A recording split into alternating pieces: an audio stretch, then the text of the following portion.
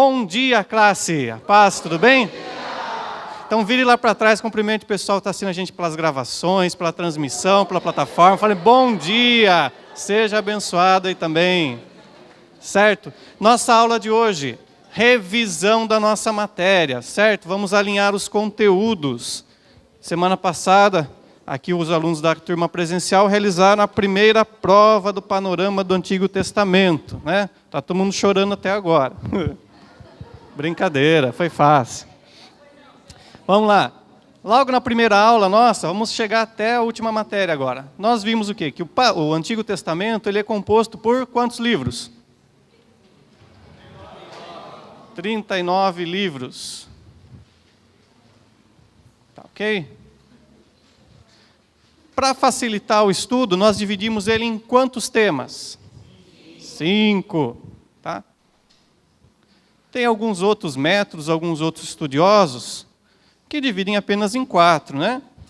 Já vamos ver por que disso. Vou pegar outra caneta aqui, que você está falhando. Essa caneta aqui é do quando o São Paulo ganhou o último título. Está funcionando.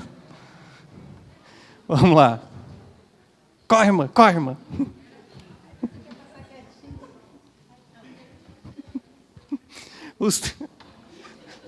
Quais são as divisões do livro? Primeiro é Pentateuco, que é composto por quantos livros? 5, muito bem. Da palavra grega, né? Penta, 5, e o teuco, rolos, livros, vasos.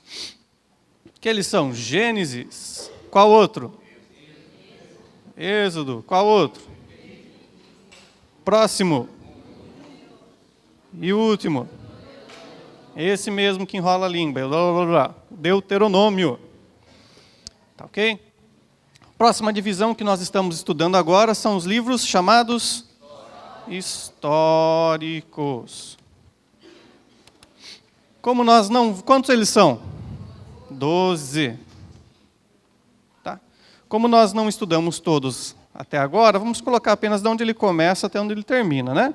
Então ele vai de Josué até Esther, o livro da rainha Esther. Muito bem.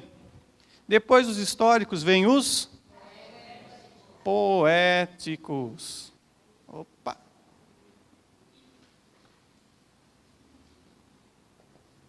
Que são quantos? 5. Tá, ok? Como a gente não estudou também, vamos colocar do primeiro até o último. Qual que é o primeiro? E o último? Cantares. Tá? É cantares, não é cantadas de Salomão. Vamos lá. Próximo. Profetas maiores. Profetas maiores. Qual o número deles? 5 livros. E eles vão de qual a qual? Isaías até Daniel. Muito bem. E a última divisão, o último tema? Profetas menores. Profetas menores. Qual o número deles? 12 livros. E eles vão da onde até onde? Oséias até Malaquias. Tá, ok? Aqui que eu tinha falado agora um pouquinho para vocês, que diverge alguns estudiosos ou métodos. Tem alguns que apenas juntam, aliás, que juntam os livros proféticos em apenas um tema, né?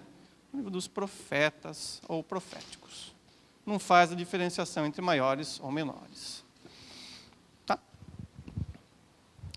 Muito bem. Vamos apagar aqui. Então, nós já estudamos o Pentateuco e estamos nos livros históricos. No Pentateuco, o que a gente viu? Muitas coisas. Deixa eu apagar aqui.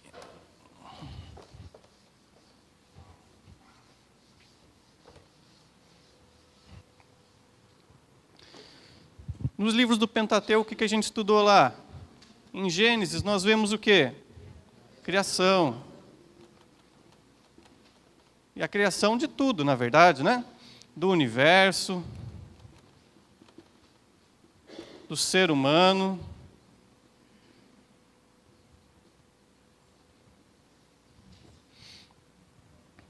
Nós temos, não a criação, mas a introdução na terra, né, do pecado.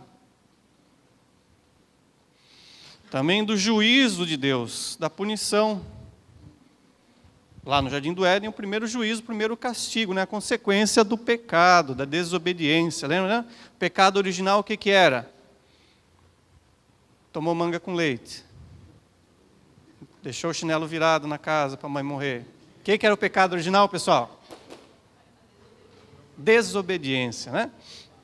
Então, a desobediência trouxe um castigo, um juízo. Adão e Eva foram expulsos do paraíso e foram ordenados daquela vida imortal a agora estarem sujeitos à morte. Tá ok? Juízo. Também temos o início das nações, dos povos, né? Após o dilúvio. Nações não, nações. Muito bem. E com as nações, temos o início do quê? Do povo de Israel. Começando com Abraão. Muito bem. Então, lá no Êxodo, agora nós vamos ver o povo de Israel saindo da condição de escravos para rumo à terra prometida.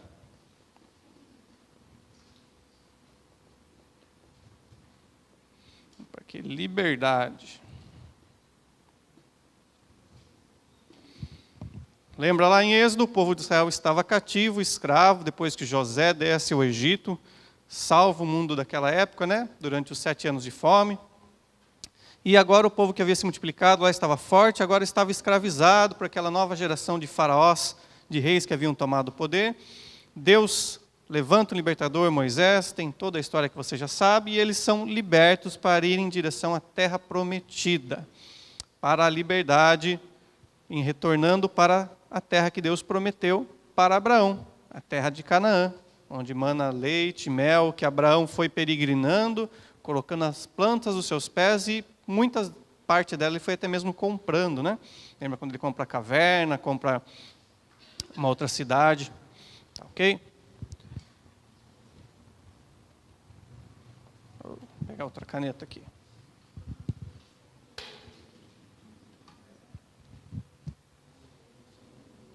Livro de Levítico, o que a gente vê lá? Leis, cerimônias. E vocês falaram agora, né? Sacerdotes.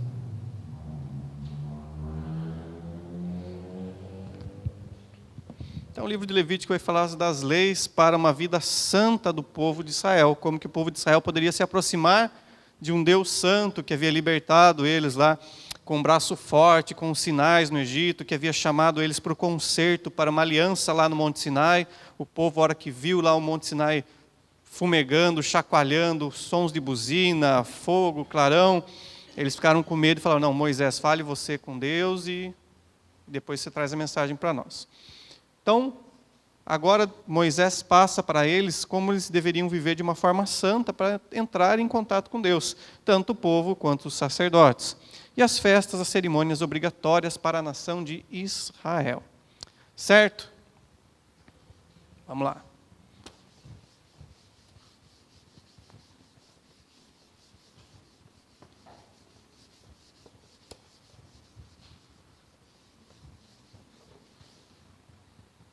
Livro de Números, o que nós vemos? Números. Nós vemos o censo, né, a contagem.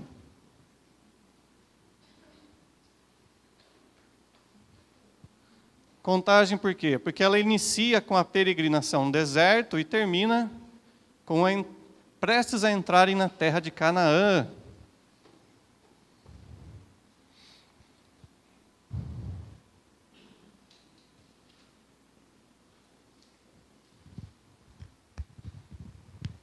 Então, lá o livro inicia o quê? Com a contagem, né? Contagem dos homens adultos que saíram, aptos para a guerra, né? Dos 20 anos de idade para cima, que poderiam pegar na espada, que saíram lá do Egito como escravos, agora estão libertos, e começam a caminhada rumo à terra prometida.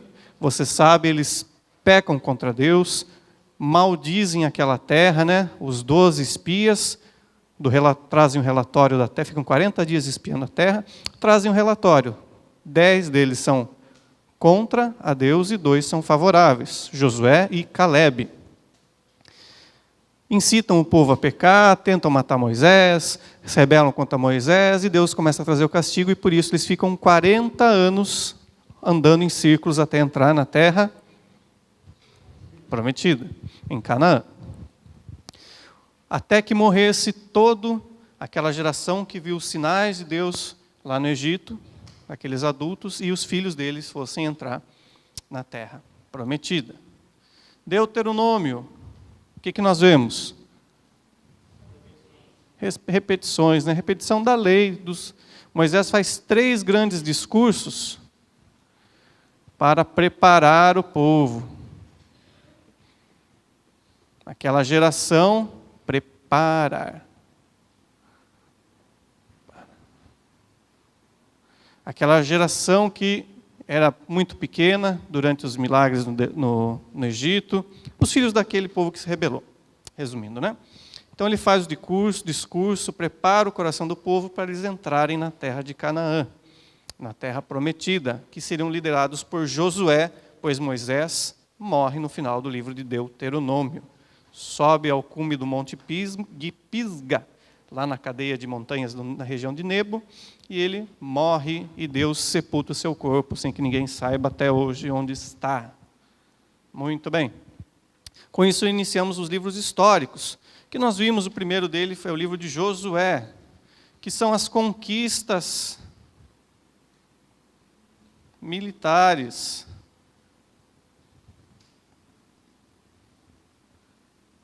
para tomar a terra de Canaã. Eles iam conquistar, expulsar aquelas 7 nações que Deus havia mandado, né? Matando ou expulsando, não fazendo aliança com eles e tomando a terra de norte a sul. Spoiler, o pessoal lá não sei se já fez a prova, vai ver um spoiler aqui. Começa por Jericó, depois vai para onde? Para o norte, e depois vai para o sul de Canaã. Muito bem. Próximo livro. Juízes. Certo? Não, sim. O que tem lá no livro de Juízes? O que tem no livro de Juízes? Os juízes, muito bem, o que mais? Bandeirinha, árbitro, VAR, o que tem? Fala um por vez. Hã? Sendo oprimido, o que mais?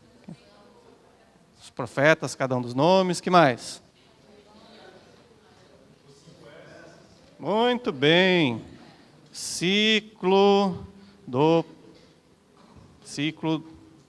Peraí, deixa eu achar uma palavra aqui. Isso, muito obrigado, fugiu aqui. Ciclo político, moral, religioso. O nosso famoso 5S. Safadeza, sufoco, súplica, salvador, sossego. O povo, depois da morte de Josué, peca contra Deus, segue os mesmos costumes dos povos ao redor deles, que não haviam expulsado ainda todos aqueles povos. Então eles começam a pecar contra Deus na imoralidade, na idolatria, nos sacrifícios humanos, na perversão sexual, e começam a ser oprimidos. Isso não ocorre de uma vez com toda a nação, mas sim localizado em cada uma das tribos. Corre em Efraim, corre em Dan, corre em Manassés, ocorre em Judá e assim sucessivamente. Eles começam a ser opressos, eles lembram-se de Deus, começam a buscar a Deus, a clamar a Deus, e então Deus levanta um salvador, um juiz, um líder político militar. Ele liberta o povo de Israel, aquela tribo, aquela localidade, dos seus opressores, dos seus inimigos, então agora eles ficam em paz. Você vê sempre no final de cada um dos juízes, fala, olha, e Gideão libertou lá Manassés dos Amalequitas, os Midianitas, e a terra viveu em paz durante tanto tempo até que Gideão morreu. Depois o povo voltou a pecar.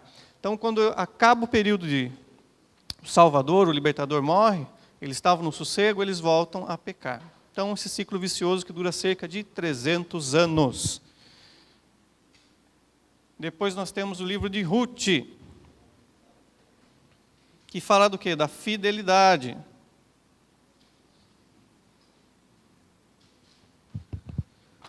Ruth, com sua sogra Noemi, e depois seu futuro esposo Boaz, estavam inseridos nesses dias dos juízes. Porém, eles não se comportavam da mesma maneira que o povo comportava, né? Eles se mantinham a fidelidade a Deus, eram fiéis a Deus, temiam a Deus, e por isso Deus os recompensou. Do casamento de Ruth e Boaz nasce Obed, que é pai de Jessé, que é pai de Davi. Ok? Que vai aparecer agora no primeiro livro de Samuel.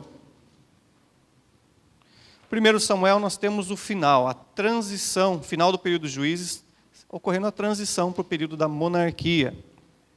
Então vamos colocar aqui, ó, transição da teocracia, né, onde Deus falava através dos sacerdotes e dos juízes e governavam o povo,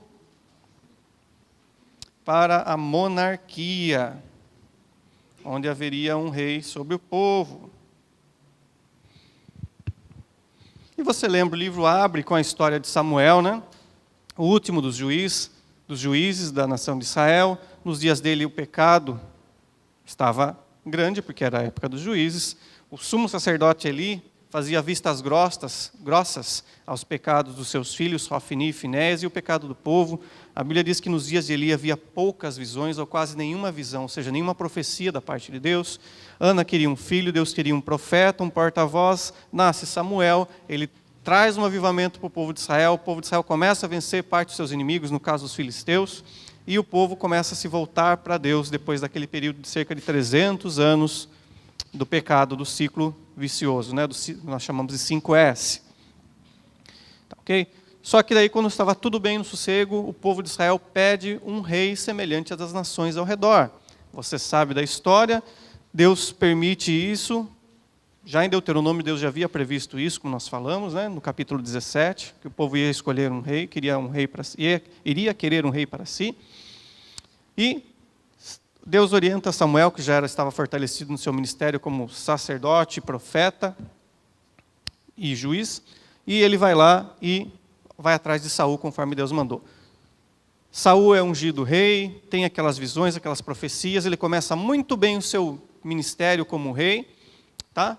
O seu governo, porém depois ele começa a pisar na bola, esquece de servir a Deus, de temer a Deus, de ser obediente, até o momento no qual Deus fala que estava tirando o trono das mãos dele. Primeiro Deus fala que o reino dele, que seria ser eterno, ou seja, todos os seus descendentes governariam, já ia parar nele. Depois, quando ele pisa pela última vez na bola com Deus, Deus fala, olha, estou tirando o reino das suas mãos enquanto você está vivo e passando para outro que é melhor que você. No caso, Davi, qual nós vamos falar agora. Claro até aí? Sim, não, talvez. Vamos lá.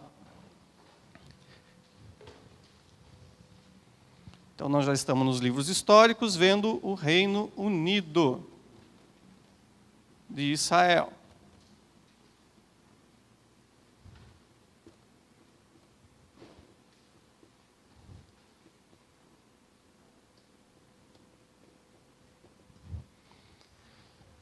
Só um resumo antes, né? Nós falarmos de Davi. O Reino Unido de Israel é um período que durou cerca de 120 anos. Outro spoiler da prova, né? Que começa com Saul, primeiro rei. Segundo rei, quem foi? Davi. Terceiro rei, quem foi? Salomão.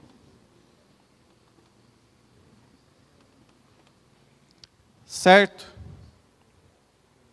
Então nós já falamos de Saul, agora vamos falar de Davi.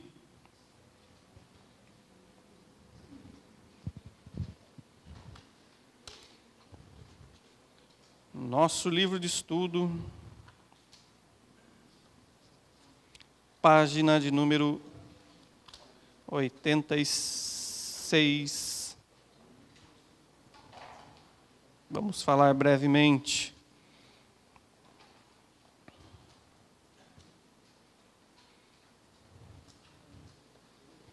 Certo?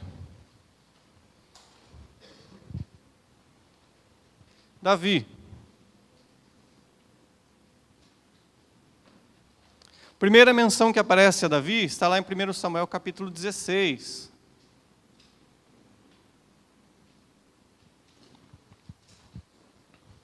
Certo?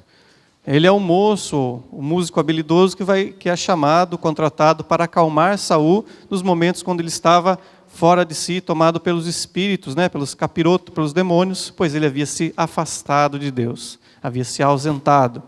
Tá? As versões, as traduções mais antigas falam um espírito mau da parte do Senhor. Daí vem aquela questão, Deus mandou um demônio lá, não sei o que tem. Não, Deus permitiu. Ele é Senhor sobre vivos e mortos, sobre todos os espíritos. Tá, ok? Nada acontece sem a vontade dele. Ele foi lá e mandou, entra aí capeta, entra Exu, não sei das quantas. Não. Saul afastou-se de Deus, o que acontece? Dá abertura e o diabo pergunta, posso? Ele pode? Joinha, sinal verde. Está longe de mim, não tem como fazer. Né? Questão da árvore, da sombra da árvore. Está o sol do meio-dia, sol a pico, você não quer se queimar, você vai debaixo da sombra da árvore. Você sai de debaixo da sombra da árvore, vai acontecer com você, vai se queimar com o calor do sol. É a mesma coisa, está debaixo das mãos de Deus, protegido por Deus. Está longe, não tem como ter a bênção. Pode deixar com a Bíblia, Salmo 91 aberto, pôr figas, pôr patuá, seja lá o que for, pôr adesivo, sou cés. Não, é debaixo das bênçãos, debaixo da presença de Deus. Então, a primeira menção que aparece a Davi é lá em 1 Samuel 16. Ele como é contratado para ficar lá tocando nos momentos, ele era chamado, melhor dizendo, nos momentos que Saul estava possesso. Saul se agrada dele e fica até de vez em quando como pajem de armas, leva a espada para ele para lá, leva a armadura para cá. Depois de 1 Samuel 17 aparece o maior destaque da Davi na questão da luta com um gigante filisteu chamado Golias, tá? Que ele vence a luta com uma M80 com uma K-47, né? Não, com um estilingue, com uma funda, pega 5 pedras. O interessante, ele não pega uma pedra, ele pega 5 pedras e vai lá. Fala, se a primeira errar, já estou... Ele vai preparado para a guerra, diferente de Saul, que estava no trono, tinha armadura, tinha um dos únicos que tinha espada naquele momento, né? E não queria saber de nada, era apto já para a guerra, já tinha vencido já. A diferença entre Davi e Saul. Muito bem. Depois disso, ele é incorporado no exército de Saul, como consequência, como benefício, da vitória. Saul havia prometido que ia casar com uma de suas filhas. Ele não casa com Merabe, a mais velha, depois casa com Mical. Saul tenta dar uma escapada lá em Davi. Mas no fim se casa, então ele passa a fazer parte da corte e do exército de Saul. Saul começa a ficar com inveja de Davi e começa a persegui-lo. Tá ok?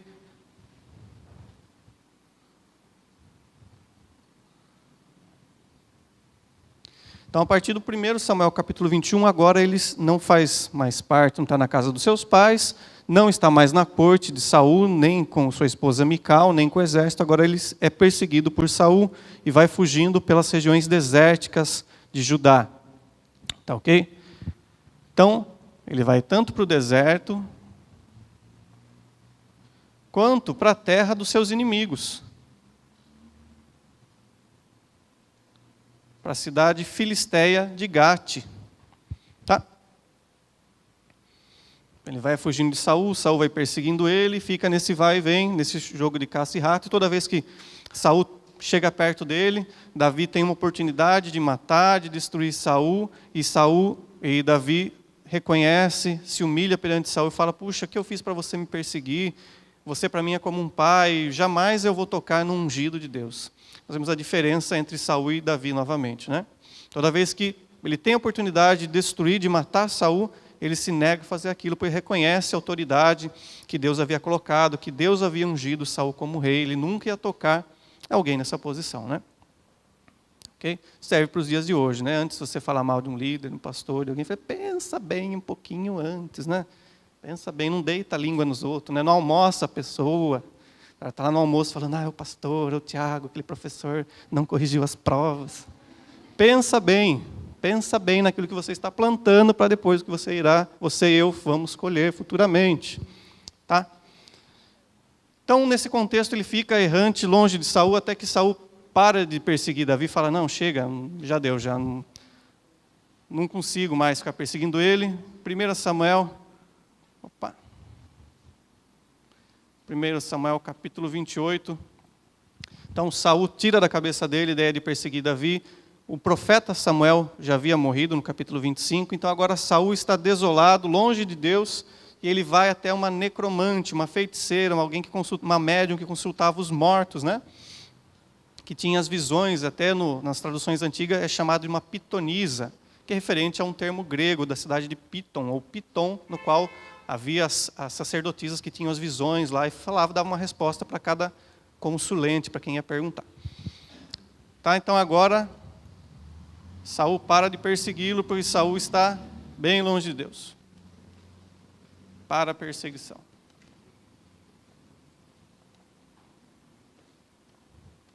Muito bem.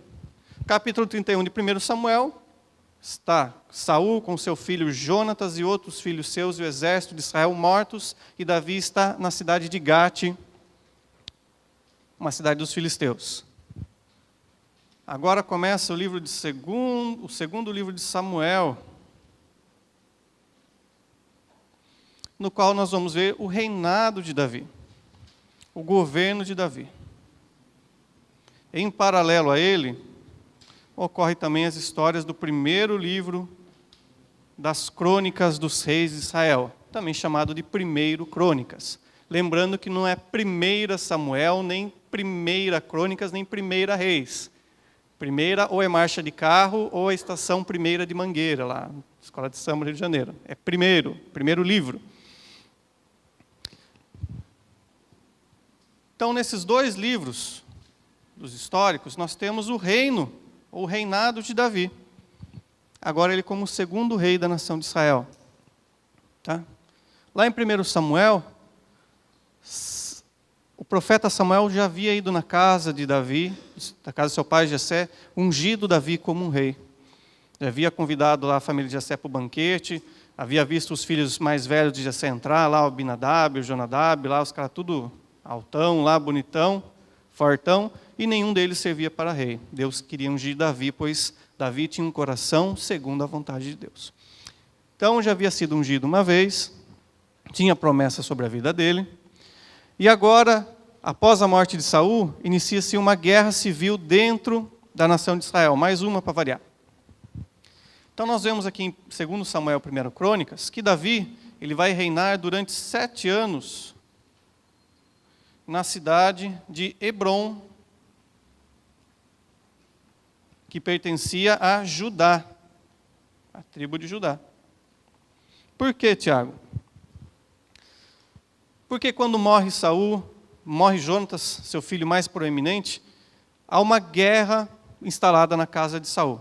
Ocorre o seguinte, os filhos de Saul que haviam sobrado, no caso Isbosete e mais um outro que não lembro o nome agora, eles assumem o trono. Porém, parte da nação quer seguir os filhos de Saul e parte não quer. Ou seja, 11 tribos vão a favor de manter o reinado com a casa de Saul e uma, que é Judá, quer Davi como rei. Então Davi agora é consagrado, é ungido novamente como rei em Hebrom e fica governando durante 7 anos. Nesse meio tempo o que acontece? Cerca de 5 anos de guerra, mais 2 anos de governo da casa de Saul. Guerra contra quem? A guerra contra os filisteus continuando e uma guerra civil.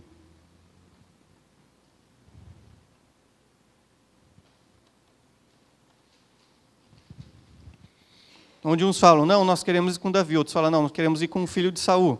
Uns falam, não, é Corinthians, o outro fala Palmeiras. Fica aquela disputa, né? Coisa que não acontece no Brasil. Nunca aconteceu, nem acontece, né? O movimento separatista no sul do Brasil, os 3 estados, já no começo do século XIX, século XX, vamos separar, depois agora volta uns tempos atrás, vamos separar de novo. Não acontece assim. Então, Saul governa sobre Judá, a partir da cidade de Hebrom, durante esses 7 anos, enquanto está esse caos no trono, né, no reinado da família de Saul. Muito bem.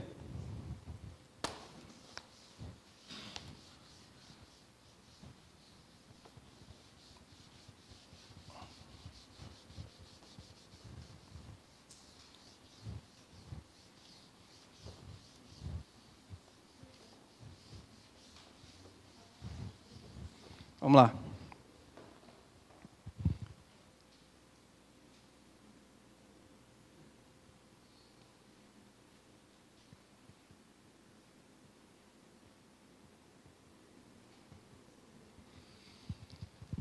Após a morte do filho de Saul, Isbosete, que estava governando, a traição, ele é morto, um dos empregados vai lá e mata ele. Abner, que era primo de Saul e comandante do exército, faz uma aliança com Davi e fala, não, nós queremos que você seja rei sobre toda a nação. Então, Davi é ungido rei sobre todo Israel, no qual ele vai governar durante 33 anos. A partir da cidade de Jerusalém. Ok? Abner faz uma aliança. Depois que ele faz a aliança, Joabe, que era sobrinho de Davi, que passou a ser comandante do exército, Davi vai lá e mata Abner sorrateiramente também. Tipo assim, Game of Thrones, né? Para quem gosta, lê e assiste, o autor lá, o George Martin, se inspirou em Shakespeare, que Shakespeare se inspirou na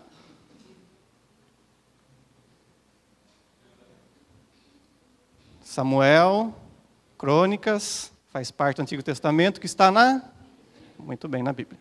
Que era um dos livros preferidos de William Shakespeare. Tá?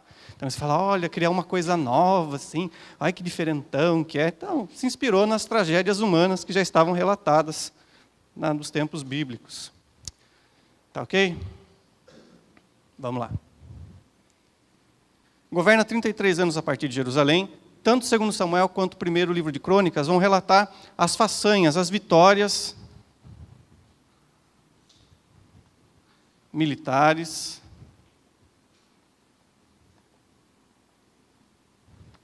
o avivamento religioso promovido por Davi.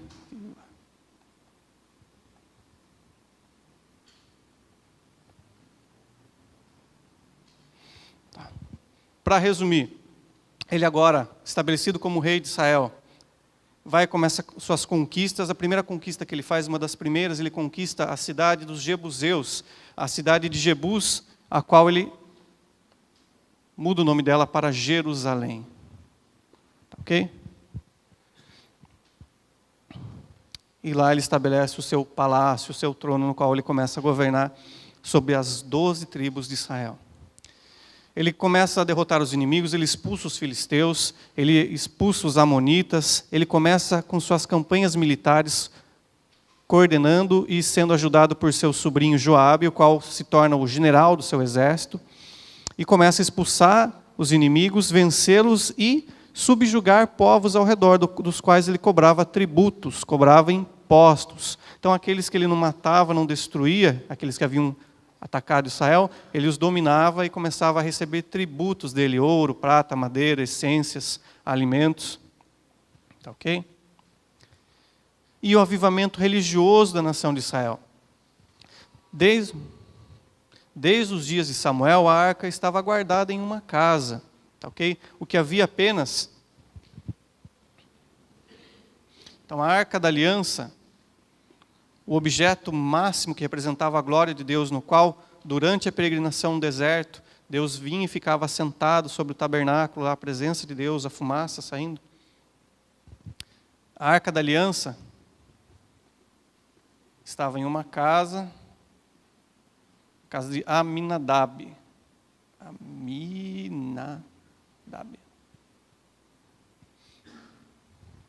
Enquanto o resto do tabernáculo, da tenda, né, com os outros objetos, estava na cidade de Gibeon.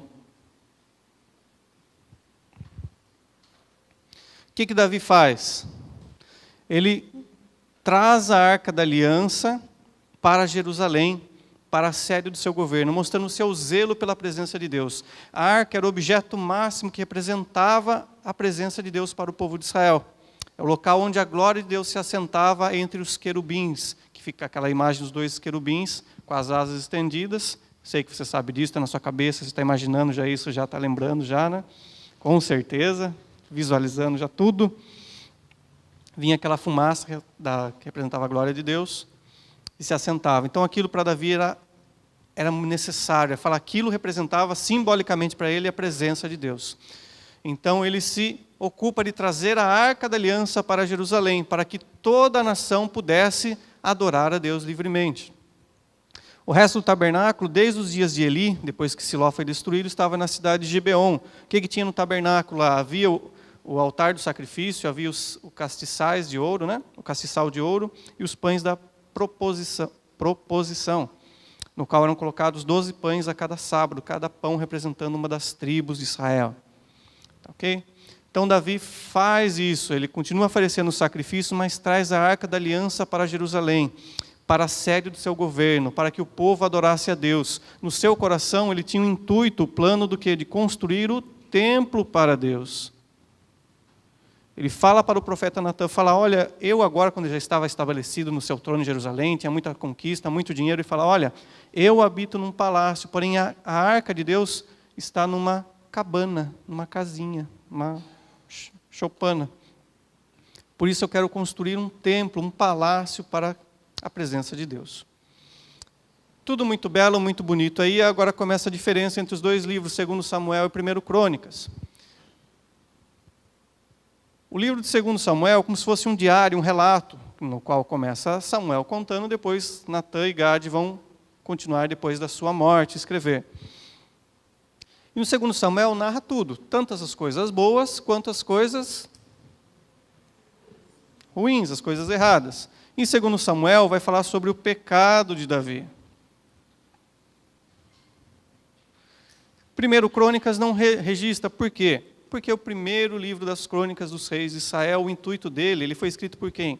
Ele foi escrito depois que o povo voltou do cativeiro babilônico. Quando eles voltam lá, que foram levados para a Babilônia, depois de 3 invasões feitas por Nabucodonosor e seu exército, agora eles retornam, uma geração depois de cerca de 500 anos, depois dos dias de Davi, e agora eles querem, tanto que você vê lá no 1 Crônicas, as genealogias, as descendências. Então agora eles querem traçar um relato histórico para chegar desde Davi até o governante atual. Então por isso que o primeiro livro Crônicas não fala do pecado, que ele quer esconder, não, porque não é o foco do livro.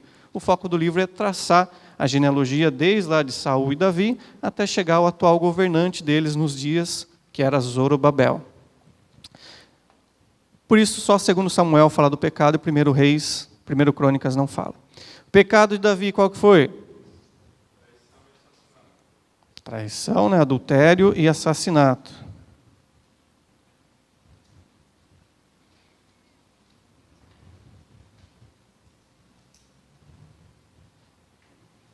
Contem para mim como foi a história. Vocês estavam lá? Vocês estavam? Uhum. Importante que ele vê a mulher. Continua.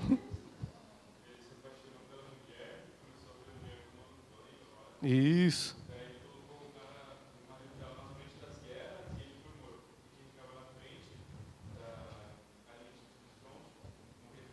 Muito bem, isso mesmo. Agora vamos dar nome aos bois. Muito bem. O boi principal é Urias. Vamos dar nome aos bois.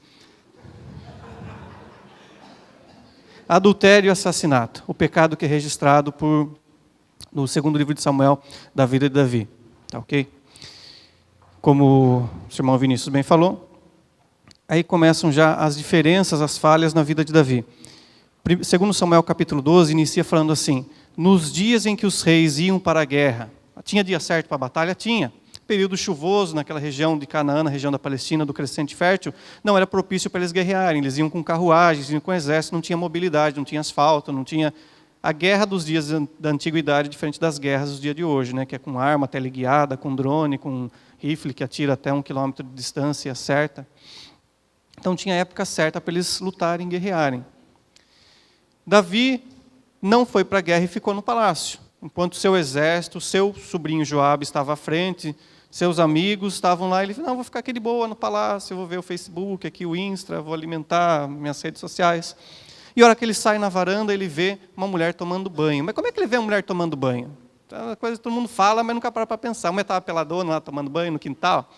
Provavelmente foi a Betseba ou Batsua, depende da versão, da tradução, estava tomando um banho cerimonial, se limpando das suas impurezas. Provavelmente acabou o período menstrual e conforme a lei, já pagamos aqui, né? Conforme a lei, lá de Levítico, ele estava tomando banho cerimonial. Estava ajudada por alguém. Então, ou seja, tanto Davi quanto ela observavam a lei de Deus. Não eram dois vagabundos que estavam lá no rolezinho, lá, bigode fininho, patente alta, não.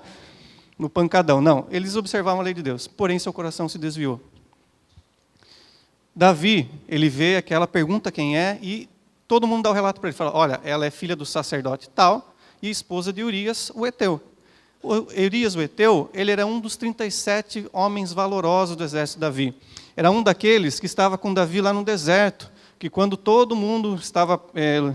Davi era odiado, perseguido, todos os homens, 1 Samuel capítulo 22, todos os homens amargurados, com dívidas, perseguidos pelo Estado, por Saul, foram e se juntaram com Davi no deserto. Um desses era Urias. Então ele era um homem valoroso, que colocava sua vida nas mãos de Davi. Mesmo Davi sabendo disso, ele manda buscar a mulher. A mulher vai lá falar, o rei chamou, vou lá. Quando ela chega lá, o que o rei faz? Somebody love, está sozinha, Urias está na guerra, eu estou aqui, você ali, pá. E ambos adulteram. Conforme a lei mosaica, em Êxodo e em Deuteronômio, era para ambos serem apedrejados e mortos pelos anciões e pelos mais velhos da cidade. Davi esconde aquele adultério, ninguém ia questionar a autoridade do rei, não é verdade? Todo mundo viu que ela foi lá, depois foi embora, mas ninguém ia falar nada. Conversaram só, né? Aqui conversaram. Passa o tempo, ela manda uma notícia para Davi, fala, estou grávida. Davi agora falou, o que eu vou fazer? Tá ok? Ele então começa a bolar um plano no seu coração, um plano macabro. Conforme seu filho, depois Salomão escreve em Provérbios, né? O coração maquina o mal. Ele manda chamar Urias lá do meio da batalha, onde ele estava. Era para Davi estar, mas ele não estava. Urias vem, ele conversa com Urias, fala, Urias, vai para sua casa. Urias, olha a diferença de postura. Urias fala, jamais eu vou, meus companheiros, meus irmãos lá em guerra, eu não vou para casa ter o benefício de deitar com a minha esposa, ter relação sexual com ela, ter carinho dela, comer, dormir numa cama fofinha, não, vou voltar para lá. Então Davi tenta outro jeito, fala, então, toma aqui comigo, toma aqui um vinho bom, um vinho novo, e vai dando vinho para Urias até que ele se embriague. Mesmo Urias embriagado, ele não entra na casa, não se deita com sua esposa Batseba. Então Davi fala, a única coisa que tem agora é matar o cara, mas se eu matar ele na frente de todo mundo, vai pegar mal para mim. Ele arma, bola um plano. Prepara uma carta, manda Urias entregar na mão de Joabe, que era o general, na carta no qual estava escrito a sentença de morte de Urias. Ele entrega, quando entrega para Joabe, Joabe lê, pensa assim, fala, o que será que Urias fez para ele? Mas tudo bem. E o Joabe obedece e Urias obedece também. Como o Vinícius falou, Urias, que era um homem experiente, valoroso, companheiro de Davi em batalha, é colocado na frente da guerra, na linha de frente, no qual voa a pedra, voa tiro, voa a flecha, e quem pegar, pegou. E só vai a chamada bucha de canhão. Quem é a linha de frente é o soldado raso que vai para morrer. Infelizmente, na estratégia de guerra, vai para morrer mesmo. Então, esse é o pecado de Davi. O adultério, a traição, e ele, um homem que temia Deus, a Bíblia dele era o Pentateuco, era a lei mosaica, não é que nem nós que temos hoje os 66 livros. Então ele meditava sobre aquilo, ele cantava sobre aquilo, né? O Salmo 19 ele fala, olha como são agradáveis as tuas leis, elas dão luz para o simples, e dão entendimento para aquele que é de pouco entendimento, tal. Então ele quebra todos os 10 mandamentos, a lei mosaica, principalmente os 10 mandamentos. Ele deseja a mulher do próximo, ele adultera e ele mata sem motivo. Tá? Você sabe a consequência, depois disso, a criança morre, fica doente e morre. Vem o julgamento, né? O profeta Natan vem e fala, olha, Davi, eu quero contar uma parábola para você, uma historinha. Olha, tinha um homem que tinha uma cabritinha que criava como se fosse sua filha, que deitava na cama, tomava uma chupetinha lá, tomava mamadeira, e tinha um vizinho dele que era um rico fazendeiro. Naquele rico fazendeiro recebeu uns amigos e queria dar um churrasco para os amigos. O que ele fez? Pegou aquela cabritinha do homem, que só tinha uma cabritinha, matou e fez o churrasco. Davi fica louco da vida e fala, não, esse homem tem que ser morto e deve ser restituído 4 vezes para aquele homem que perdeu a cabritinha. Daí Natan vira e dá um tapa na cara dele e fala, esse homem é você. Davi cai a ficha dele e começa a acontecer as consequências. Primeiro aquela criança lá do adultério morre, depois mais para frente Davi perde outros 3 filhos, cumprindo a profecia. Certo? Com isso encerramos aqui a vida de Davi. Semana que vem falamos brevemente sobre Saul e vamos iniciar o reino dividido de Israel. Então, para a leitura, vocês vão começar com chururu. Cadê aqui? Capítulo do número 9, página 106, até a página 113. Capítulo 9, página 103 até a 113. Comparecer no portão 7. Capítulo 9, página 105. Eu falando errado aqui. 105 até a 113. É o capítulo 9 do nosso livro. Certo? Deus abençoe vocês. Semana que vem eu trago a prova. Tchau. Boa aula.